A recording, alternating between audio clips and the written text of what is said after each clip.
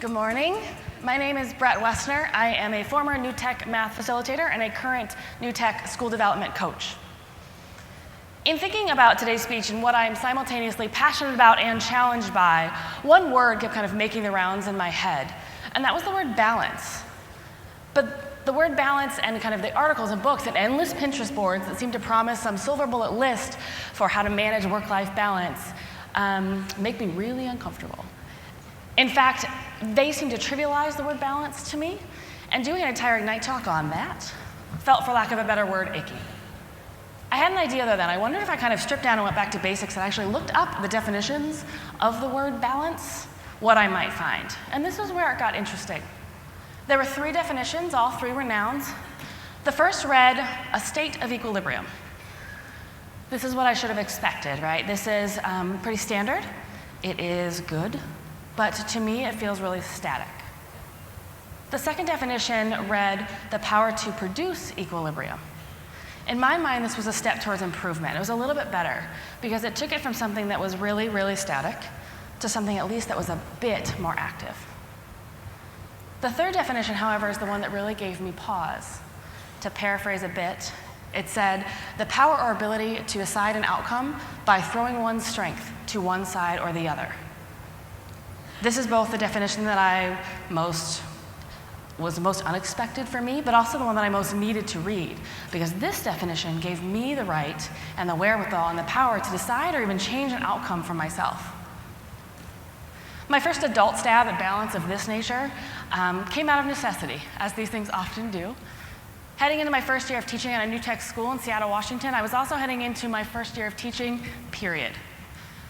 Like any good newbie, I was anxious, I was excited, I was chomping at the bit ready to go. My co-teacher and I are all smiles on the first day of school, and we quickly digressed into kind of a mode of scraping and clawing our way through the semester.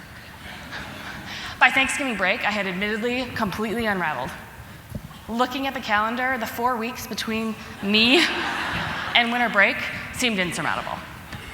As a last-ditch effort at deciding a new outcome for myself, just one of simple self-preservation, I decided to shoot for about 85% in my planning work.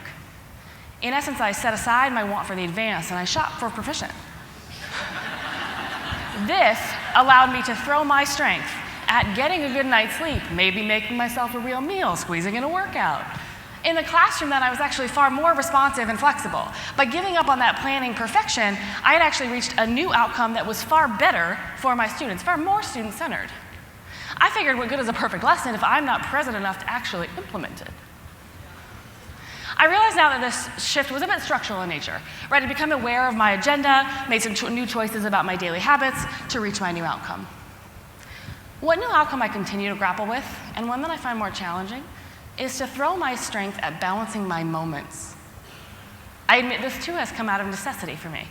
As someone who lives with bipolar disorder, I am far more predisposed to notice and highlight the sad and depressing moments that I experience. But I actually don't think that I'm alone. I think for many of us, it's far easier to get caught up in the frustrating and the discouraging moments of our lives, to wear how busy we are as some sort of badge of honor.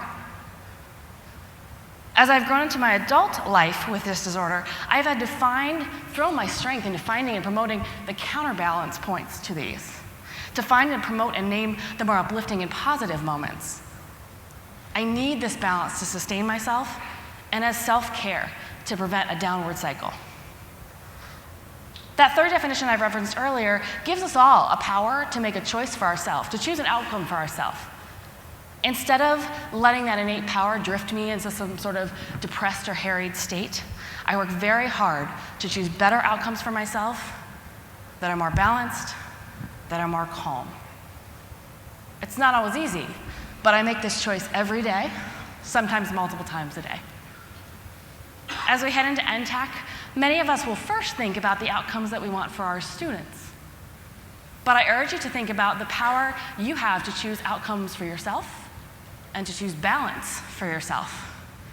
This week promises to be full of busyness and stress and collaboration and growth, and we all know long days. So I'd like to gently challenge each one of you with the following, perhaps deceptively simple question. Where will you throw your strength? Thank you.